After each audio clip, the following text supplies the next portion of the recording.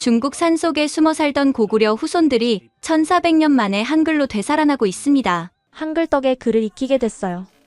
마치 퍼즐 맞추기 같아요. 중국 윈난성 산간마을에 있는 한 초등학교에서 불가능해 보이는 일이 벌어졌습니다. 평생 글을 읽지 못했던 묘족 아이들이 단 3주 만에 자유자재로 읽고 쓰기 시작한 겁니다. 이런 실험은 우리 전통 교육을 위협합니다. 즉시 중단되어야 합니다. 중국 당국은 이 혁명적인 교육법의 확산을 막으려 했습니다. 왜 아이들이 글을 잘 읽게 되는 것이 문제가 된 걸까요? 지금부터 한 언어학자가 발견한 놀라운 비밀과 그로 인해 벌어진 충격적인 이야기를 들어보겠습니다. 제 이름은 장웨이입니다. 베이징 대학교에서 언어학으로 박사학위를 받았고 현재는 소수민족 언어교육연구소에서 연구원으로 일하고 있습니다. 아니, 일하고 있었다고 해야겠네요. 모든 것은 1년 전 윈난성 출장에서 시작되었습니다. 묘족 마을의 교육 실태를 조사하러 갔던 저는 그곳에서 믿을 수 없는 광경을 목격했습니다. 산 깊숙이 자리한 작은 초등학교. 그곳의 한 교실에서 들려오는 아이들의 목소리에 저는 걸음을 멈췄습니다. 물은 3점수예요. 나무는 모편목이고요. 창문 너머로 보이는 아이들은 칠판에 빼곡히 적힌 한자들을 줄줄이 읽어내고 있었습니다. 복잡한 한자들이었는데도 아이들은 전혀 망설이지 않았습니다. 저는 깜짝 놀라 교실 안으로 들어갔습니다. 담임 선생님은 젊은 여성으로 린메이라고 소개했습니다. 선생님, 이 아이들이 언제부터 한자를 이렇게 잘 읽게 된 건가요? 린메이 선생님은 신기하다는 듯 웃으며 대답했습니다. 이제 겨우 3주 전부터요. 새로운 선생님이 오셔서 특별한 방법으로 가르치기 시작한 후부터예요. 3주요? 저는 그를 의심했습니다. 이 지역 아이들이 평소 한자 학습에 얼마나 어려움을 겪는지 잘 알고 있었거든요. 대부분의 아이들이 초등학교를 졸업해도 기본적인 한자 100개도 제대로 읽지 못하는 것이 현실이었습니다. 그 선생님은 어떤 분이신가요? 어떤 방법을 쓰시는 거죠? 장리 선생님이라고 하시는데 특이한 카드를 이용해서 가르치세요. 아이들은 그걸 소리와 모양의 놀이라고 부르더라고요. 그때 한 아이가 제게 다가왔습니다. 9살쯤 되어 보이는 여자아이였습니다. 아저씨, 저 제 이름 쓸 수 있어요. 메이링이라고 자신을 소개한 그 아이는 종이에 능숙하게 자신의 이름을 써보였습니다. 획 하나하나가 정확했습니다. 예전에는 제 이름도 못 썼는데 이제는 친구들 이름도 다 쓸 수 있어요. 신기하죠? 저는 더욱 놀랐습니다. 이런 변화가 단 3주 만에 일어났다는 것이 믿기지 않았습니다. 그 장리 선생님을 만나볼 수 있을까요? 린메이 선생님이 미안한 표정을 지었습니다. 어제 갑자기 돌아가셨어요. 교육청에서 긴급 소환했다고 하더라고요. 그리고 오늘부터는 이 수업 방식을 사용하지 말라는 통보도 받았습니다. 그 순간 복도에서 웅성거리는 소리가 들렸습니다. 창문 밖을 보니 정장을 입은 남자들 여러 명이 학교 안으로 들어오고 있었습니다. 교육청 관계자들이네요. 어떻게 오늘도 오셨을까요? 린메이 선생님의 목소리에 긴장감이 묻어났습니다. 그 관계자들은 교실로 직진해 왔습니다. 그리고 벽에 붙어있던 특별한 카드들과 교구들을 모두 수거하기 시작했습니다. 이런 비표준 교육 자료는 모두 회수합니다. 앞으로 정규 교육과정만 따라주시기 바랍니다. 아이들은 어리둥절한 표정으로 자신들의 소중한 카드들이 사라지는 것을 바라보고 있었습니다. 메이링이의 눈에 눈물이 그렁그렁 맺혔습니다. 아저씨, 우리가 뭘 잘못했나요? 우리는 그냥 글을 배우고 싶었을 뿐인데요. 그날 밤 숙소로 돌아온 저는 잠을 이루지 못했습니다. 대체 무슨 일이 벌어진 것일까요? 왜 아이들이 글을 잘 읽게 되는 것이 문제가 되는 걸까요? 그리고 그 장리 선생님은 도대체 어떤 방법을 사용한 것일까요? 다음 날 아침 더 충격적인 소식을 들었습니다. 학교 전체가 임시 휴교에 들어갔고 그 특별한 수업에 참여했던 모든 교사들에게 재교육 명령이 내려졌다는 것이었습니다. 저는 베이징으로 돌아가는 기차 안에서 계속 생각했습니다. 분명 여기에는 제가 모르는 더 큰 이야기가 숨어 있을 것이라고. 베이징으로 돌아온 지 2주일 후 저는 할아버지의 부고를 받았습니다. 윈난성에서 목격한 일들로 마음이 복잡한 상황에서 들은 소식이었습니다. 할아버지께서는 제가 어렸을 때부터 늘 이상한 이야기를 해주셨습니다. 우리 조상은 고구려에서 왔단다. 먼 옛날 동쪽에서 온 사람들이지. 어린 저는 그저 재미있는 옛날 이야기 정도로만 생각했습니다. 대부분의 묘족들이 자신들을 한족과는 다른 민족이라고 여기니까요. 장례를 치른 후 할아버지 방을 정리하던 중이었습니다. 낡은 서랍장 맨 밑칸에서 가죽으로 쌓인 두꺼운 노트를 발견했습니다. 노트를 펼치는 순간 저는 깜짝 놀랐습니다. 첫 페이지에 할아버지의 필체로 이렇게 적혀 있었거든요. 우리 가족의 진시한 역사,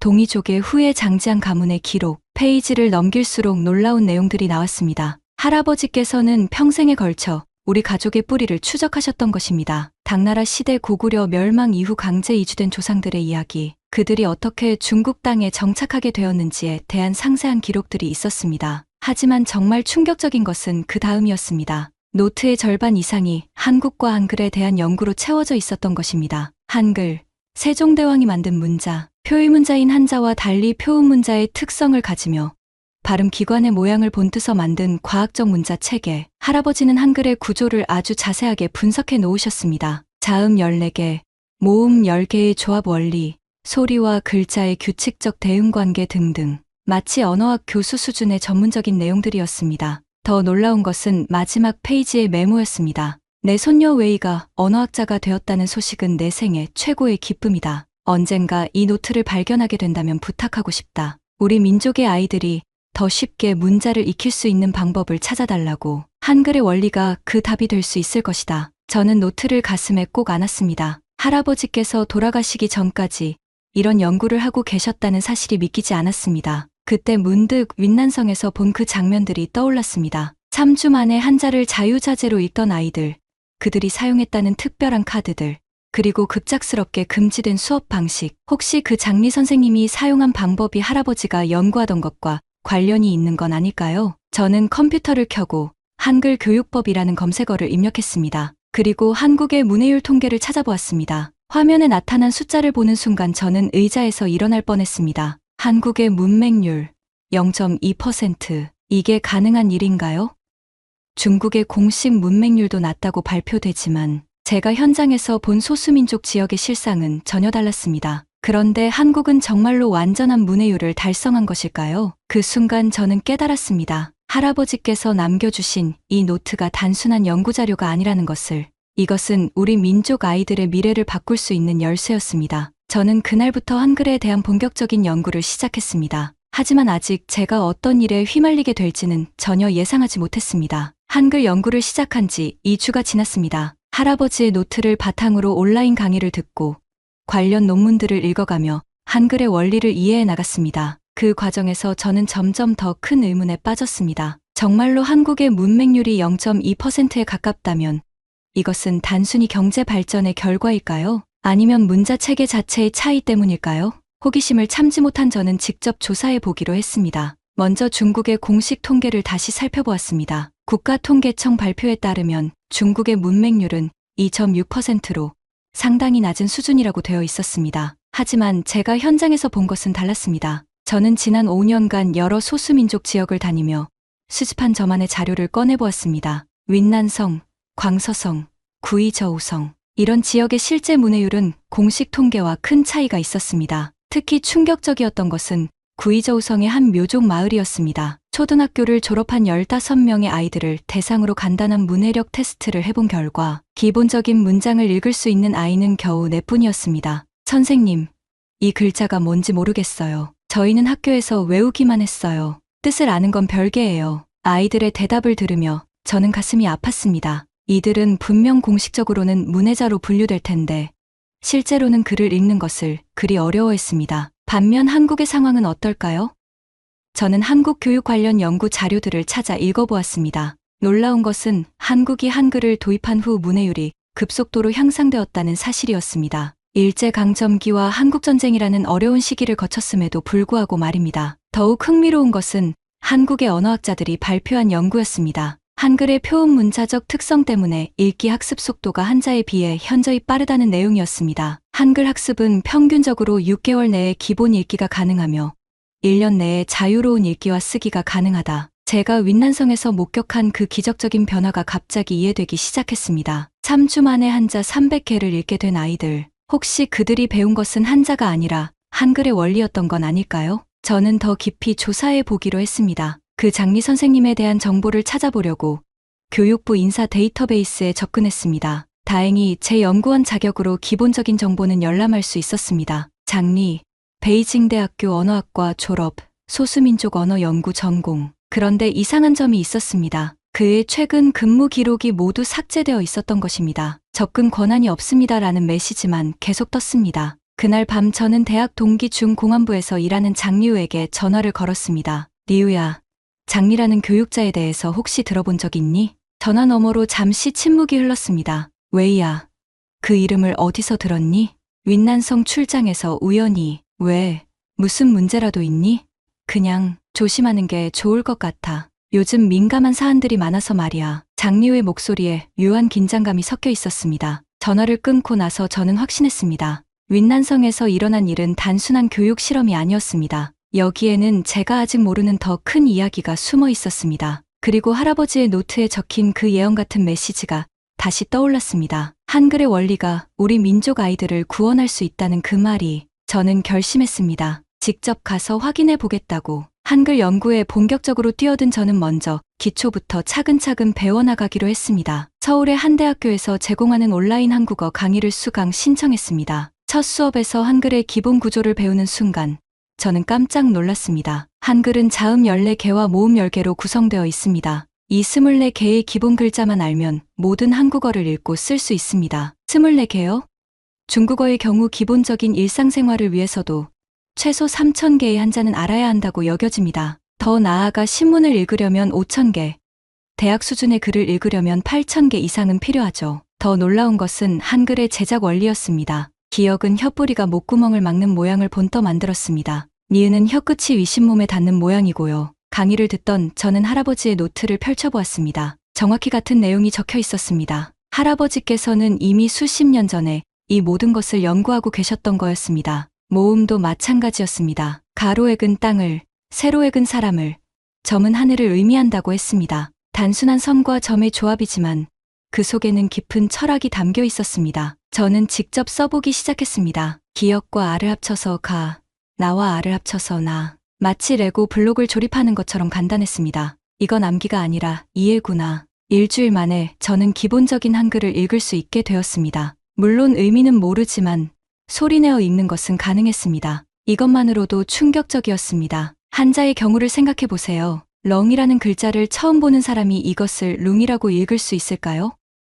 불가능합니다. 반드시 누군가로부터 배워야 하죠. 하지만 한글은 달랐습니다. 소리와 글자가 규칙적으로 대응되기 때문에 처음 보는 글자도 읽을 수 있었습니다. 저는 흥미진진해서 더 깊이 연구해 보기로 했습니다. 한글의 음성학적 특성, 조합 원리, 그리고 이것이 학습에 미치는 영향까지. 그러던 중 제 조카 샤오밍이 놀러왔습니다. 초등학교 2학년인 이 아이는 한자 때문에 늘 고생하고 있었습니다. 이모, 학교 숙제 좀 도와주세요. 이 글자들이 뭔지 모르겠어요. 숙제를 보니 그리 어려운 한자도 아니었습니다. 하지만 샤오밍에게는 여전히 벽처럼 느껴지는 것 같았습니다. 문득 장난삼아 한 가지 실험을 해보고 싶어졌습니다. 샤오밍아, 이모가 재미있는 게임을 알려줄까? 저는 할아버지 노트에서 본 내용을 바탕으로 간단한 카드를 만들었습니다. 한글의 자음과 모음 원리를 중국어 발음에 적용한 버전이었습니다. 이 카드는 입 모양을 나타내는 거야. 이렇게 생긴 건 입을 동그랗게 만들 때 나는 소리고,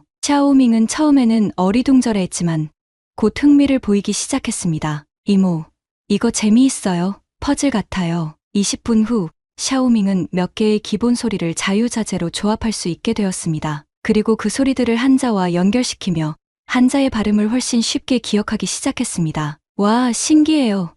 이렇게 하니까 한자가 무섭지 않아요. 그 순간 저는 전율했습니다. 정말로 가능한 일이었습니다. 한글의 원리를 중국어 교육에 적용하는 것이. 하지만 동시에 무서운 생각도 들었습니다. 만약 이 방법이 널리 퍼진다면, 소수민족 아이들이 쉽게 글을 깨우치게 된다면, 윈난성에서 벌어진 일이 갑자기 이해되기 시작했습니다. 왜 그 혁신적인 교육법이 금지되었는지, 왜 장리 선생님이 사라져야 했는지. 그날 밤 저는 결심했습니다. 직접 확인해 보겠다고. 윈난성으로 다시 가서 그 장리 선생님을 찾아내겠다고. 할아버지께서 남겨주신 사명을 이룰 때가 온 것 같았습니다. 한글의 원리를 응용한 교육법에 대한 확신을 얻은 저는 이 아이디어를 혼자만 가지고 있을 수 없다고 생각했습니다. 하지만 장리우와의 전화 통화 이후 이것이 얼마나 민감한 문제인지도 알게 되었죠. 그래서 저는 조심스럽게 움직였습니다. 먼저 대학 시절 함께 공부했던 동료들 중에서 진보적인 교육 철학을 가진 사람들을 찾아보기 시작했습니다. 첫 번째로 연락한 사람은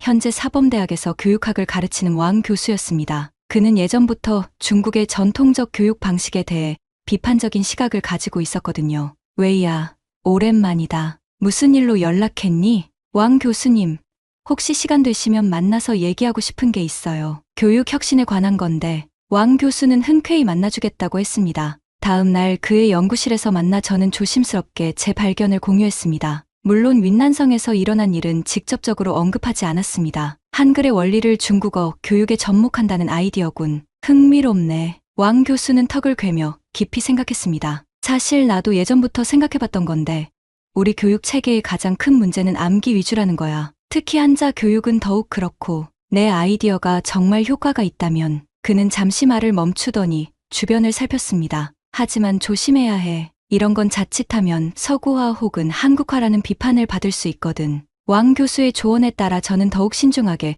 동조자들을 찾아 나갔습니다. 다음으로 만난 사람은 연구소의 후배 리밍이었습니다. 그는 소수민족 언어보존학을 전공하고 있었죠. 선배님, 요즘 소수민족 지역 교육 문제가 정말 심각해요. 공식적으로는 개선되었다고 하지만 실제로는 리밍은 한숨을 쉬며 털어놓았습니다. 특히 문해율 통계는 정말 문제가 많아요. 위에서는 계속 좋은 숫자를 원하는데 현실은 전혀 따라주지 않거든요. 저는 그에게 조심스럽게 제 아이디어를 설명했습니다. 리밍의 눈이 점점 커졌습니다. 정말요? 그런 방법이 가능하다고요? 한번 실험해볼 가치는 있다고 생각해요. 물론 아주 조심스럽게, 비공식적으로 말이죠. 며칠 후 왕 교수로부터 연락이 왔습니다. 교육 혁신에 관심 있는 몇몇 사람들을 모아보겠다는 것이었습니다. 그렇게 우리의 작은 모임이 시작되었습니다. 첫 모임은 왕 교수의 집에서 열렸습니다. 5명이 모였죠. 왕 교수와 리밍, 그리고 초등학교 교장으로 일하는 천 선생님, 언어치료사인 자오 박사, 그리고 저였습니다. 우리가 왜 여기 모였는지는 다들 아시죠? 왕 교수가 조심스럽게 입을 열었습니다. 중국 교육, 특히 소수민족 교육을 개선할 방법을 찾기 위해서입니다. 하지만 이 자리에서 나누는 모든 이야기는 비밀로 해주셔야 합니다. 모두가 고개를 끄덕였습니다. 저는 제 연구 내용을 자세히 설명했습니다. 한글의 원리, 그것을 중국어에 적용할 가능성, 그리고 제 조카 샤오밍과의 실험 결과까지. 놀랍네요. 천 교장 선생님이 감탄했습니다. 저도 현장에서 아이들을 가르치면서 느끼는 게 한자가 아이들에게 너무 어렵다는 거거든요. 특히 소수민족 아이들한테는 더욱 그렇고요. 자오 박사도 동의했습니다. 언어학적으로 보면 표음 문자가 표의 문자보다 학습하기 쉬운 건 당연해요. 뇌과학 연구에서도 그렇게 나와 있고요. 리밍이 조심스럽게 말했습니다. 그런데 이걸 실제로 적용해 보려면 어떻게 해야 할까요? 공식적으로는 불가능해 보이는데요. 그때 저는 윈난성에서 목격한 일을 털어놓기로 했습니다. 그 기적적인 변화와 갑작스러운 금지, 그리고 사라진 장리 선생님에 대해. 그럼 그 장리 선생님이 이미 우리와 같은 생각을 실행에 옮긴 거네요. 왕 교수가 놀라며 말했습니다. 그리고 그 결과가 탄압이었군요. 모임은 무거운 분위기로 끝났습니다. 하지만 우리는 포기하지 않기로 했습니다. 다만 더욱 조심스럽게, 그리고 전략적으로 접근하기로 했습니다. 그리고 일주일 후 의외의 곳에서 연락이 왔습니다. 교육부 내부에서 일하는 연구원이라는 분이었습니다. 장회의 선생님이시죠?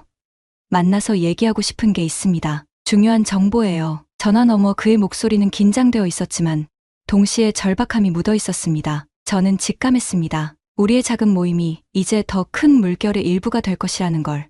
연구원과의 만남은 제 인생을 완전히 바꿔놓았습니다. 그는 교육부 내에서 소수민족 교육 정책을 관찰하는 위치에 있었는데 우연히 우리 모임에 대한 소문을 들었다고 했습니다. 장 선생님, 저도 소수민족 출신입니다. 묘족이죠. 그의 첫마디에 저는 놀랐습니다. 제 할머니는 평생 글을 읽지 못하셨어요. 그래서 저는 교육의 힘을 믿습니다. 진정한 교육의 힘을요. 연구원은 우리에게 중요한 정보를 제공했습니다. 윈난성 교육청이 최근 교육혁신 시범 프로젝트를 승인했다는 것이었습니다. 물론 표면적으로는 전통적인 방식의 개선이지만 실제로는 새로운 시도가 가능할 수도 있다는 것이었죠. 하지만 아주 조심해야 합니다. 장리 선생님의 일을 보셨잖아요. 우리는 신중하게 계획을 세웠습니다. 공식적으로는 소수민족 학습자를 위한 한자, 교육 개선 연구라는 명목으로 실제로는 한글 원리를 적용한 교육법을 실험해보기로 했던 것입니다. 한 달 후, 저는 다시 윈난성에 있었습니다. 이번에는 공식적인 연구 프로젝트의 일환으로요.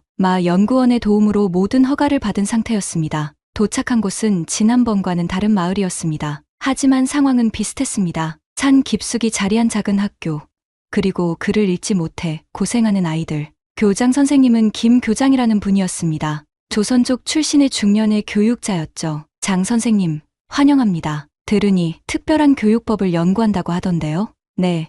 아이들이 좀 더 쉽게 한자를 배울 수 있는 방법을 찾고 있습니다. 김 교장님은 고개를 끄덕이더니 한숨을 쉬었습니다. 사실 여기 아이들 대부분이 한자를 매우 어려워해요. 초등학교를 마쳐도 신문을 제대로 읽지 못하는 경우가 대부분이죠. 그날 오후 저는 처음으로 아이들을 만났습니다. 초등학교 2학년과 3학년 아이들 15명이었습니다. 대부분 묘족 아이들이었고 몇 명은 야오족과 장족 아이들도 있었습니다. 간단한 문해력 테스트를 해보았습니다. 결과는 충격적이었습니다. 3학년인데도 자신의 이름을 제대로 쓰지 못하는 아이가 5명이나 되었습니다. 선생님, 한자는 너무 어려워요. 명명이라는 여자아이가 눈물을 글썽이며 말했습니다. 새로운 글자가 나오면 무서워요. 어떻게 읽는지 모르니까요. 그 순간 저는 할아버지의 노트가 떠올랐습니다. 그리고 제가 여기 온 이유를 다시 한번 확인했습니다. 괜찮아, 명명아. 선생님이 재미있는 방법을 알려줄게. 저는 준비해온 교구를 꺼냈습니다.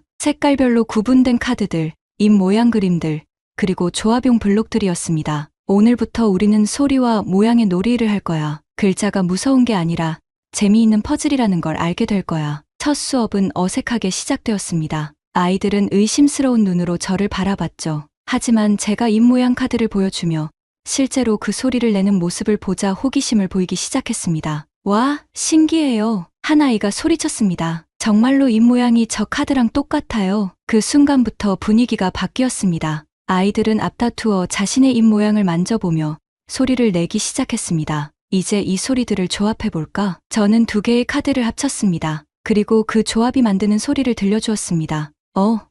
이거 말랑 소리가 같아요. 명명이가 깜짝 놀라며 외쳤습니다. 맞아, 명명아. 내가 아주 잘 알아차렸네. 그날 첫 수업이 끝날 즈음 아이들의 표정이 완전히 달라져 있었습니다. 더 이상 두려워하지 않았어요. 오히려 신기해하며 더 배우고 싶어 했습니다. 선생님, 내일도 이거 할 거예요? 우리 이름도 이렇게 만들 수 있어요? 쏟아지는 질문들을 들으며 저는 가슴이 벅찼습니다. 정말로 가능한 일이었습니다. 아이들이 글자를 두려워하지 않게 만드는 것이. 수업 후 김 교장님이 다가왔습니다. 장 선생님, 놀랍네요. 아이들이 저렇게 적극적으로 참여하는 모습은 처음 봅니다. 아직 시작일 뿐입니다. 진짜 변화는 이제부터예요. 그날 밤 숙소에서 저는 할아버지의 노트를 다시 펼쳐보았습니다. 우리 민족의 아이들이 더 쉽게 문자를 익힐 수 있는 방법을 찾아달라. 할아버지의 소원이 이루어지기 시작한 것 같았습니다. 하지만 저는 아직 앞으로 어떤 일들이 벌어질지 전혀 예상하지 못했습니다. 다음 날 아침,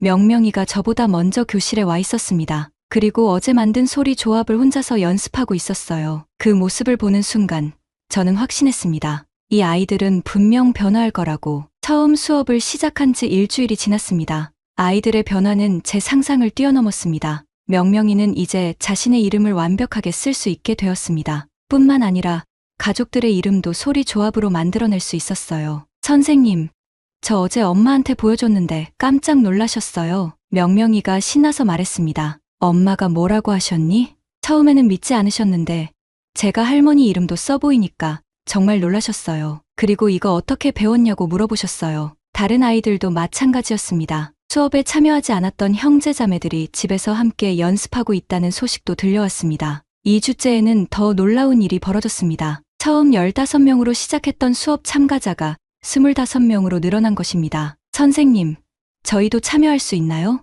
1학년 아이들까지 찾아왔습니다. 형들이 재미있게 배우는 모습을 보고 자신들도 하고 싶다는 것이었습니다. 김 교장님은 흐뭇해하셨습니다. 장 선생님, 정말 놀라워요. 아이들이 이렇게 공부에 흥미를 보인 적이 없어요. 하지만 정말 놀라운 것은 따로 있었습니다. 아이들이 이 방법으로 한자의 발음을 익힌 후 일반적인 한자 수업에서도 훨씬 나은 성과를 보이기 시작한 것입니다. 담임 교사인 왕 선생님이 저에게 말했습니다. 믿기지 않네요. 명명이 같은 아이가 이제는 새로운 한자를 보면 스스로 발음을 추측해봐요. 그리고 대부분 맞거든요. 이것이 바로 제가 기대했던 효과였습니다. 단순히 소리 조합만 배우는 게 아니라 소리와 글자의 관계를 이해하게 되면서 한자 학습 전반에 도움이 되는 것이었죠. 3주째에는 더욱 놀라운 변화가 일어났습니다. 마을 어른들이 관심을 보이기 시작한 것입니다. 어느 날 오후 수업을 마치고 나오는데 교실 밖에 몇몇 어른들이 서 있었습니다. 선생님, 저희 아이가 집에서 계속 얘기하는데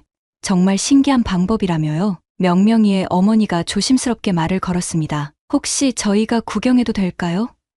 저도 한자를 잘못 읽어서 그게 시작이었습니다. 이틀 후부터는 아이의 학부모들을 위한 별도 시간을 마련해야 했습니다. 저녁 6시부터 7시까지 어른들을 대상으로 한 수업이었습니다. 처음에는 10명 정도였는데 일주일 만에 20명으로 늘어났습니다. 대부분이 30대에서 50대 사이의 부모들이었지만 60대 할머니도 한 분 계셨습니다. 평생 글자가 무서웠는데 이렇게 배우니 재미있네요. 리할머니가 미소를 지으며 말씀하셨습니다. 손자한테 글자를 물어보기만 했는데 이제는 제가 직접 읽을 수 있을 것 같아요. 마을에 변화의 바람이 불기 시작했습니다. 아이들은 집에서 부모님과 함께 연습했고 부모들은 서로 모여서 배운 것을 나누었습니다. 하지만 이런 변화가 모든 사람에게 달갑지만은 않았습니다. 4주째 되던 어느 날 윈난성 교육청에서 공문이 하나 도착했습니다. 교육혁신 프로젝트 중간 점검 실시 예정. 김 교장님이 걱정스러운 표정으로 저를 찾아왔습니다. 장 선생님, 다음 주에 교육청 관계자들이 온다고 하네요. 점검을 하러 말이에요. 저도 긴장이 되었습니다. 지난번 윈난성에서 목격했던 일들이 떠올랐거든요. 갑작스러운 프로그램 중단, 사라진 장리 선생님, 어떻게 해야 할까요? 일단 차분하게 준비해야죠. 우리가 하고 있는 일은 아이들을 위한 것이니까요. 하지만 마음 한편으로는 불안했습니다. 혹시 우리도 그와 같은 운명을 맞게 되는 건 아닐까요? 그날 밤 베이징의 왕 교수에게 전화를 걸었습니다. 웨이야, 어떻게 지내니?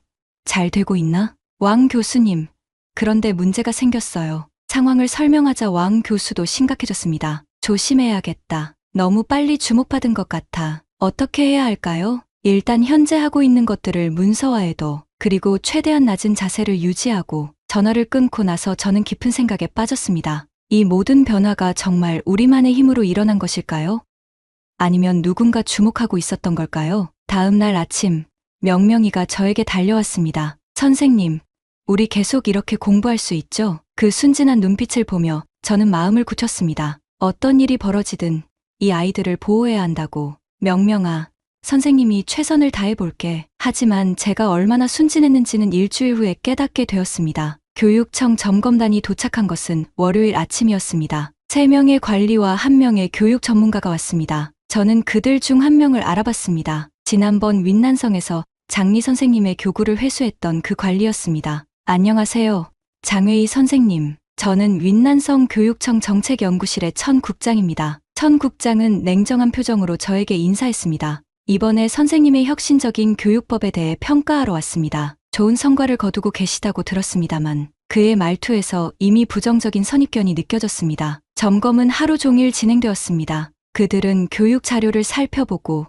아이들과 대화하고 교사들을 면담했습니다. 저 역시 긴 시간 동안 질문을 받았습니다. 장 선생님, 이 교육법의 이론적 배경이 무엇입니까? 소리와 글자의 대응 관계를 시각적으로 표현하여 학습 효과를 높이는 방식입니다. 그렇다면 이것이 기존의 중국식 교육과 어떤 차이가 있습니까? 질문들은 점점 더 날카로워졌습니다. 저는 최대한 신중하게 대답했지만 그들의 의도를 느낄 수 있었습니다. 점검이 끝난 후 천 국장이 저를 따로 불렀습니다. 장 선생님, 솔직히 말씀해 주십시오. 이 방법이 한국의 한글 교육법에서 영감을 받은 것 아닙니까? 그 순간 저는 등에 식은땀이 났습니다. 어떻게 알았을까요? 저는 그저 아이들이 더 쉽게 배울 수 있는 방법을 찾았을 뿐입니다. 그렇습니까?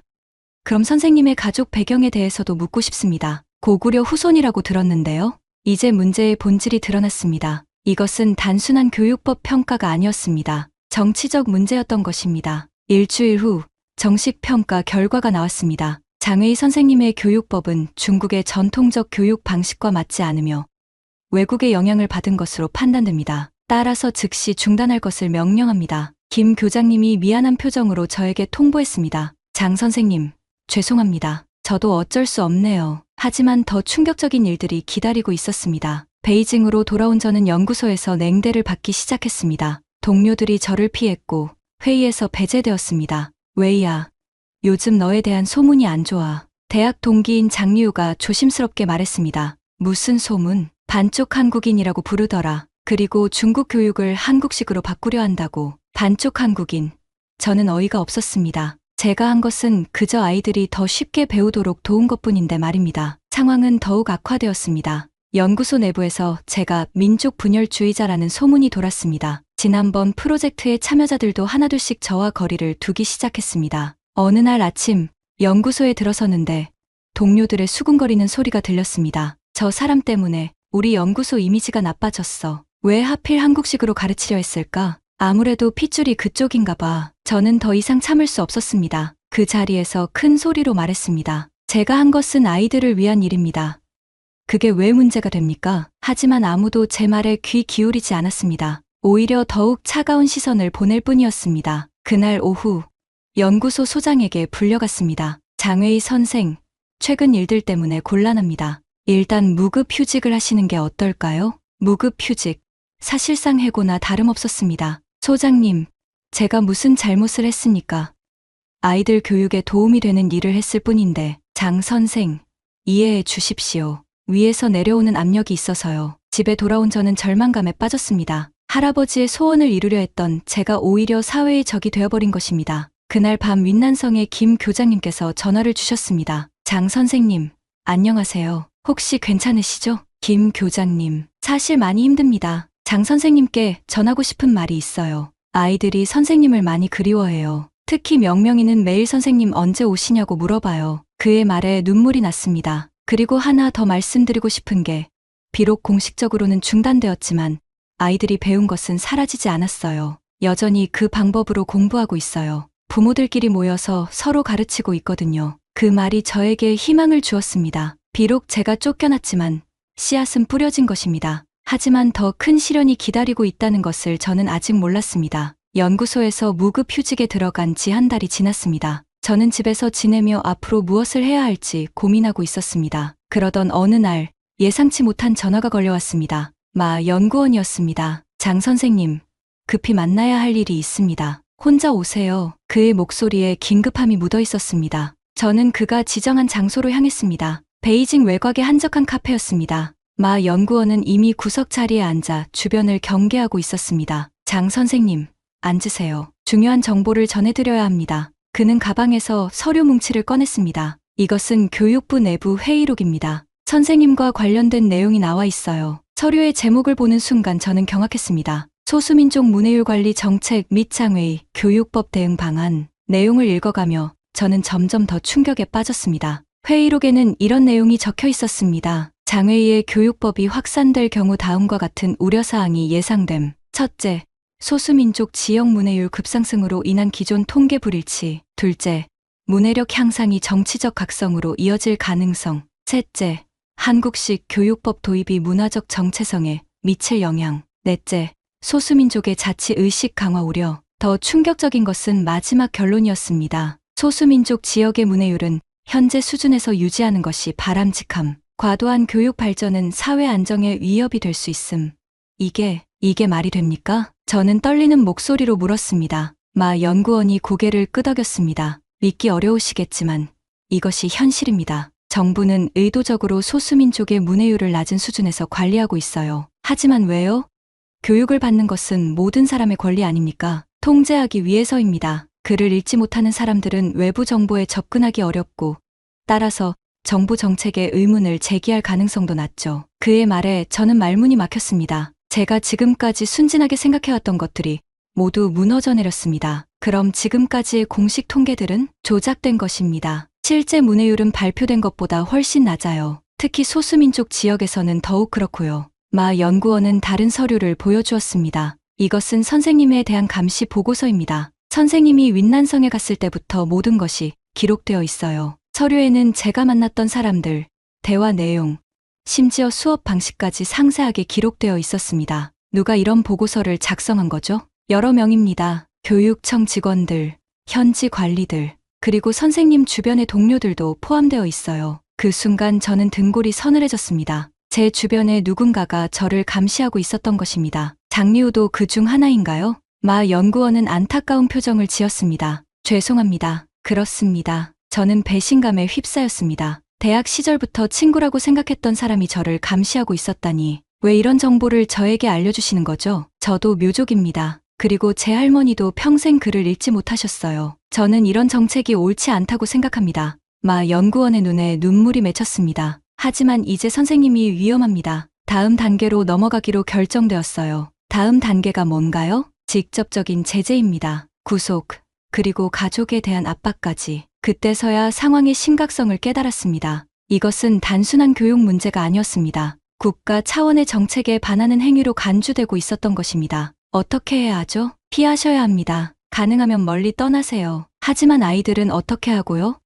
윈난성의 명명이와 다른 아이들은 안타깝지만 지금으로서는 어쩔 수 없습니다. 선생님이 여기 남아 계신다면 더 큰 피해만 생길 뿐이에요. 집으로 돌아온 저는 밤새 잠을 이루지 못했습니다. 마 연구원이 건네준 또 다른 서류에는 더 충격적인 내용이 담겨 있었습니다. 지난 10년간 비슷한 교육 혁신 시도들이 여러 차례 있었고 모두 같은 운명을 맞았다는 것이었습니다. 시도한 교육자들은 좌천되거나 연구직에서 퇴출되었고 일부는 아예 행방불명이 되었다는 기록도 있었습니다. 장리 교육자, 윈난성 교육혁신 시도 후 실종, 현재까지 소재 파악 안 됨. 바로 그 장리 선생님이었습니다. 제가 그토록 찾던 그분이 실종되었다는 것입니다. 다음 날 아침, 더 나쁜 소식이 전해졌습니다. 윈난성의 김 교장님으로부터 온 전화였습니다. 장 선생님, 큰일 났어요. 어제 밤 공안이 와서 명명이 아버지를 데려갔어요. 뭐라고요?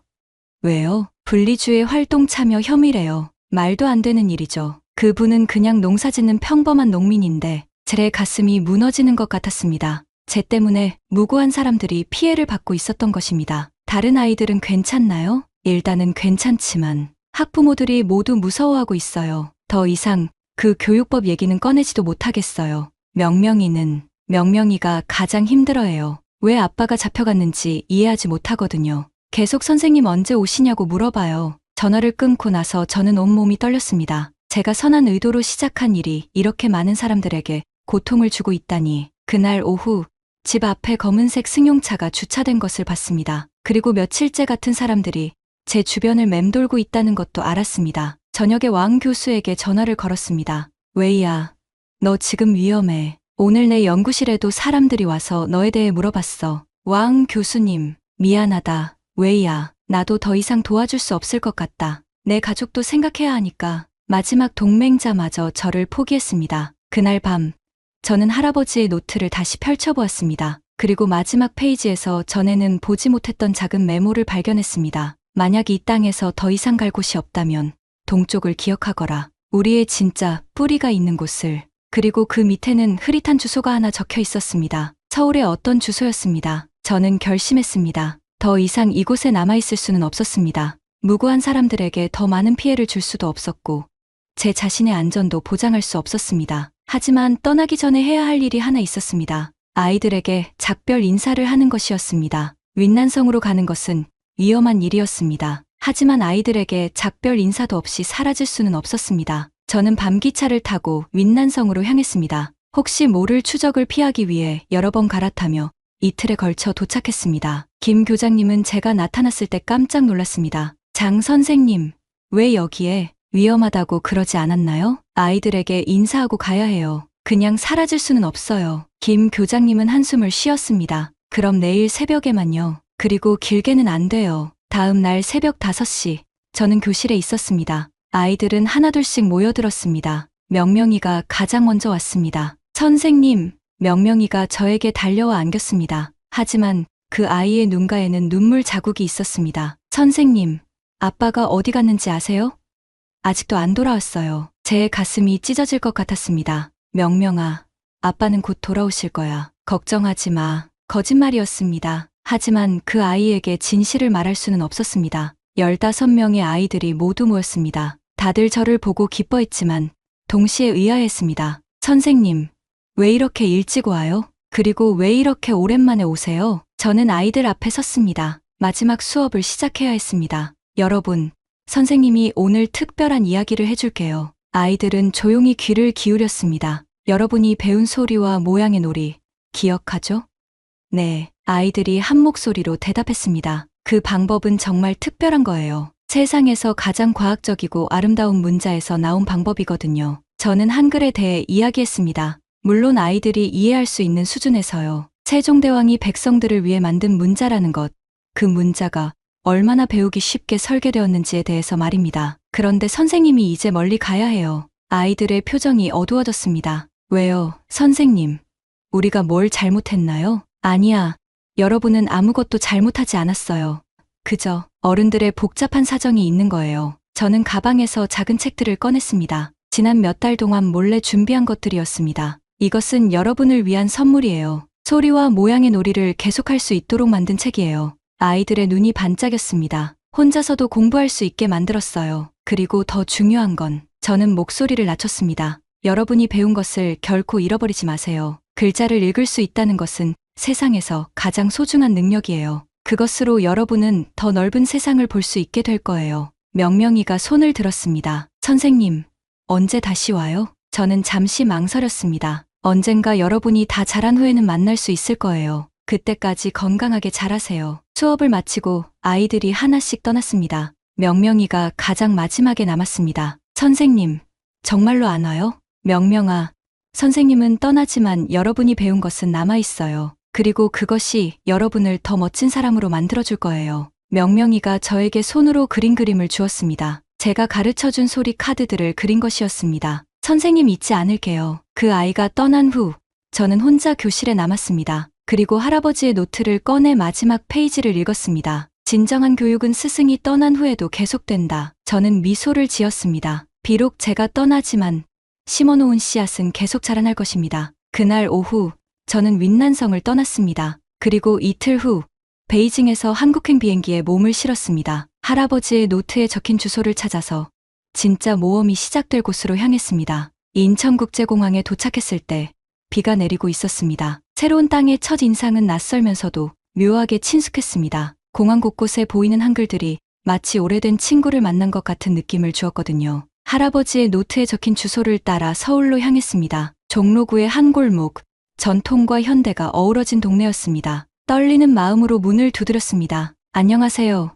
혹시 이수진님 계신가요? 문을 연 분은 50대 후반의 단정한 여성이었습니다. 그분은 저를 보더니 깜짝 놀란 표정을 지었습니다. 당신이 혹시... 저는 할아버지의 사진을 보여드렸습니다. 제 할아버지 장지안입니다. 이미경 할머니의 친구였다고 들었는데요. 이수진 씨의 눈에 눈물이 고였습니다. 어머나, 정말 어머니가 그렇게 기다리시던 그분의 손녀분이군요. 그날부터 저는 이수진 씨의 도움으로 한국에서의 새 삶을 시작했습니다. 그분은 저를 친딸처럼 대해주셨고 할아버지와 이미경 할머니의 우정에 대해 많은 이야기를 들려주셨습니다. 어머니와 장지안 선생님은 해방 후 혼란기에 만나셨어요. 그때 장지안 선생님이 중국으로 돌아가시면서 언젠가 자신의 후손이 한국을 찾게 될지도 모른다고 하셨죠. 이수진 씨는 서울대학교 언어학과의 김 교수님께 저를 소개해 주셨습니다. 김 교수님은 제 이야기에 큰 관심을 보이셨습니다. 장 선생님, 당신의 경험이 매우 귀중합니다. 한글의 원리를 다른 언어권에 적용한 사례는 흔치 않거든요. 김 교수님의 도움으로 저는 서울대학교 언어교육원에서 연구원 자리를 얻었습니다. 제 임무는 다문화 가정 아이들을 위한 문해력 교육 프로그램을 개발하는 것이었습니다. 한국에서의 생활은 처음에는 낯설었지만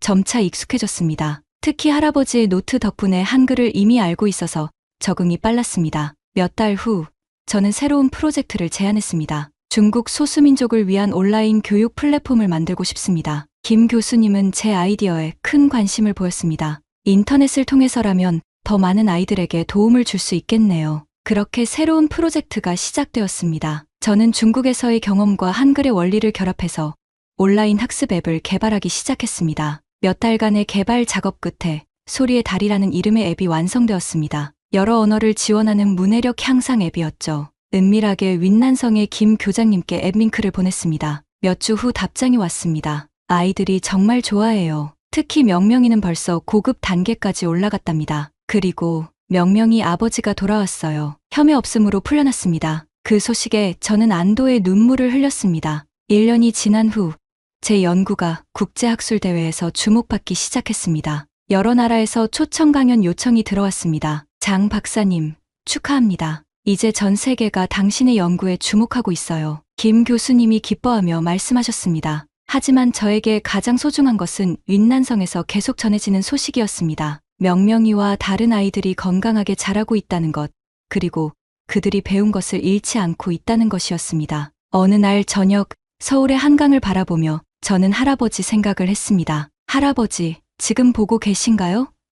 당신의 꿈이 이루어지고 있어요. 한강을 건너는 바람이 마치 할아버지의 대답처럼 느껴졌습니다. 한국에서의 삶이 2년째 접어들었습니다. 저는 서울대학교 언어교육원에서 연구원으로 계속 일하며 다문화 가정 아이들을 위한 교육 프로그램을 꾸준히 개발하고 있었습니다. 제가 만든 소리의 다리 앱은 놀랍게도 전 세계적으로 인기를 얻고 있었습니다. 특히 아프리카와 남미의 소외 지역에서도 사용되고 있다는 소식을 들었을 때는 정말 기뻤습니다. 어느 날, 김 교수님이 걱정스러운 표정으로 저를 찾아오셨습니다. 장 선생님, 안 좋은 소식이 있어요. 무슨 일이신가요? 중국에서 소수민족 언어 교육에 대한 새로운 규제를 발표했어요. 더욱 강화된 표준 중국어 교육만을 허용한다는 내용입니다. 제 가슴이 철렁 내려앉았습니다. 그럼 현지 아이들은 더욱 어려워질 것 같아요. 하지만 포기할 수는 없죠. 그런 가운데서도 희망적인 소식들이 조금씩 들려왔습니다. 김 교장님으로부터 온 이메일에는 이런 내용이 적혀 있었습니다. 공식적으로는 모든 것이 다시 엄격해졌지만 부모들이 집에서 몰래 아이들을 가르치고 있어요. 당신의 앱도 여전히 많이 사용되고 있고요. 한국으로 돌아온 지 3년이 지난 어느 날, 이수진 아주머니가 편지 한 통을 건네주셨습니다. 중국에서 온 편지예요. 이번엔 좀 두껍네요. 발신인은 명명이었습니다. 이제 고등학생이 된 그 아이가 직접 쓴 편지였습니다. 선생님께 안녕하세요. 명명이에요. 저 이제 고등학교 3학년이에요. 믿어지시나요? 선생님이 떠나신 후에도 저희는 계속 공부했어요. 학교에서는 말할 수 없지만 집에서 부모님들이 모여서 서로 가르치고 있어요. 엄마는 이제 할머니보다 글을 더 잘 읽으신답니다. 요즘은 많이 힘들어요. 학교에서는 우리말로 대화하는 것도 허용하지 않거든요. 하지만 집에 돌아오면 선생님이 가르쳐 주신 그 방법으로 공부해요. 저는 대학에 가서 언어학을 공부하고 싶어요. 선생님처럼 다른 아이들을 도와주고 싶거든요. 특히 저희 같은 소수민족 아이들을요. 그리고 선생님, 제가 한국어도 조금 배웠어요. 선생님이 말씀하신 그 아름다운 문자로요. 정말 신기해요. 소리와 모양이 딱 맞아떨어지잖아요. 언젠가 한국에 가서 선생님을 만날 수 있었으면 좋겠어요. 추신 아빠는 여전히 조심스러워하시지만 저희를 응원해주세요. 동생도 이제 자기 이름을 쓸 수 있게 되었어요. 편지를 읽으며 저는 복잡한 감정에 휩싸였습니다. 기쁘면서도 안타까웠습니다. 제가 뿌린 씨앗이 자라고 있지만 그 씨앗들이 햇빛을 받기 어려운 환경에 놓여 있다는 것을 알기 때문이었습니다. 몇 달 후, 마 연구원으로부터 연락이 왔습니다. 이번에는 암호화된 메신저를 통해서였습니다. 장 선생님, 상황이 더욱 어려워졌어요. 새로운 정책으로 소수민족 언어 교육이 더욱 제한받고 있습니다. 아이들은 괜찮나요? 표면적으로는 모든 것이 통제되고 있지만 지하에서는 여전히 활동이 계속되고 있어요. 당신의 앱은 이제 암호화된 채널을 통해서만 전파되고 있습니다. 그 말에 저는 가슴이 아팠지만 동시에 희망도 느꼈습니다. 어떤 억압도 배움에 대한 갈망은 막을 수 없다는 것을 보여주는 증거였으니까요. 그날 저녁,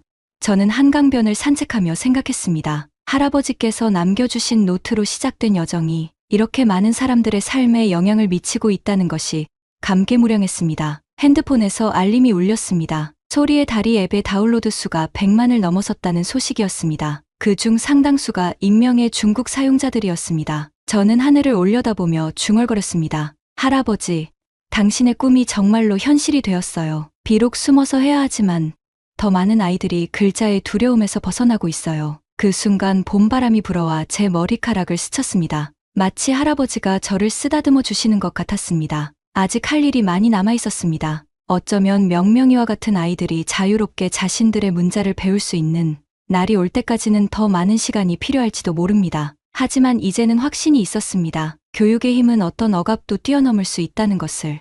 그리고 가장 중요한 것은 한번 심어진 배움의 씨앗은 결코 죽지 않는다는 사실이었습니다. 명명이와 같은 아이들이 있는 한 이 작은 불꽃은 계속 타오를 것입니다. 비록 숨어서라도 조용히라도. 지금까지 사연 어떠셨나요? 600년 전 백성을 위해 만들어진 한글이 지금 중국 산골 아이들에게 희망이 되고 있습니다. 명명이처럼 자신의 이름조차 쓸 수 없었던 아이들이 이제 한글로 꿈을 씁니다. 진정한 교육은 국경을 넘고 시간을 넘어 이어집니다. 이런 의미 있는 이야기가 더 많은 사람들에게 전해질 수 있도록 구독과 좋아요, 공유 부탁드립니다. 여러분 한 명 한 명이 이 아름다운 연결의 고리가 됩니다. 원더풀 해외 사연이었습니다.